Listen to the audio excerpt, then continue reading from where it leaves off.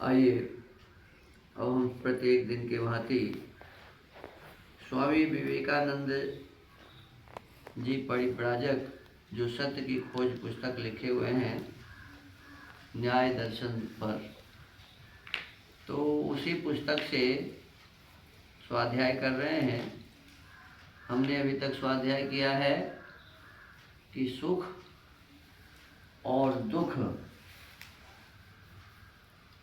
इन दोनों को ठीक से समझकर सुख को प्राप्त करने के लिए और दुख को हटाने के लिए ये जीवन मिला हुआ है। और इसके लिए क्या करना है, तो ये समझना पड़ेगा कि सुख जिस पदार्थ से मिलता है, दुख जिस पदार्थ से मिलता है, तो उसको ठीक से समझ लें। तो समझने में चार चीज़ों को बताया गया मुख्य, कि एक प्रमाण होता है, एक प्रमेय होता है, एक प्रमाता है और फिर एक प्रमिति। इन चार चीज़ों को मुख्य रूप से समझना है। न्याय दर्शनकार गौतम ऋषि के अनुसार 16 पदार्थ को जानकर हम मोक्ष प्राप्त कर सकते हैं। अब 16 पदार्थ क्या है, तो उसमें बताया कि प्रमाण, प्रमेय,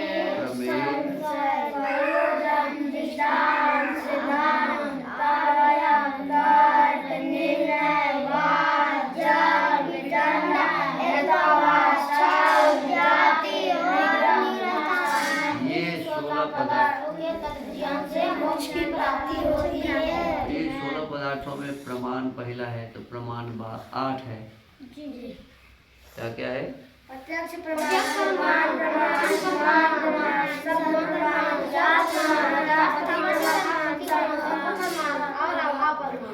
तो ये 8 प्रमाण को हम समझ लिए हैं। प्रमेय में आत्मा 12 प्रमेय है।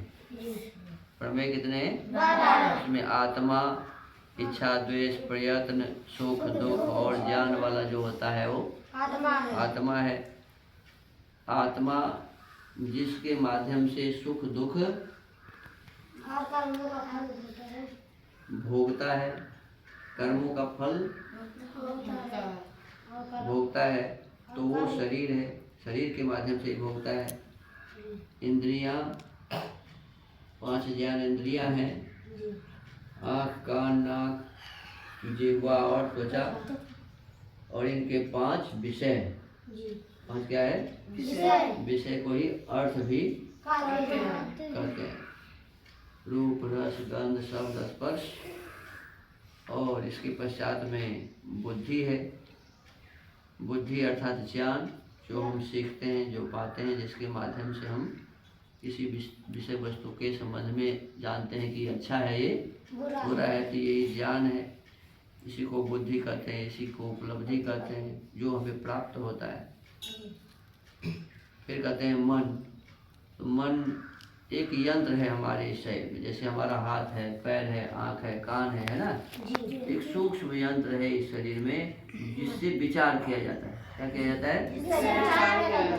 और उस मन को यदि हम समझें तो क्या कैसा होता है? जड़ होता है। क्या होता है? जड़ होता है। जैसे अब देखो, ये पदार्थ है, ये है ना सुरुआ। तो सुरुआ अपने मन से उठ सकता है? नहीं। सुरुआ को हमें उठाना पड़ता है, रखना पड़ता है। ऐसे ही मन भी जड़ है। ये पदार्थ जैसे अपने से हट नहीं सकता, उठ नहीं सकता, बैठ नहीं सकता, ऐसे ही मन भी हमारा क्या है जी?